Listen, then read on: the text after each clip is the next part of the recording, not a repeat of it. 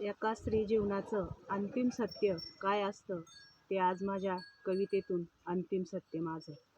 कुडीतला जीव माझा आज निघून गेला, कुडीतला जीव माझा आज निघून गेला, आणि शेत सजवायला माझी सारा गाव धावून आला. अंगणात पंचामृताची आंघोळ, फुल अत्तरांचा सुगंधी सुवास. अंगणात पंचामृताची आंघोळ, फुल अत्तरांचा सुगंधी सुवास. नथ बांगड्या, कपाळी मळवट, आणि आज हिरव्या साडीचा शृंगार खास.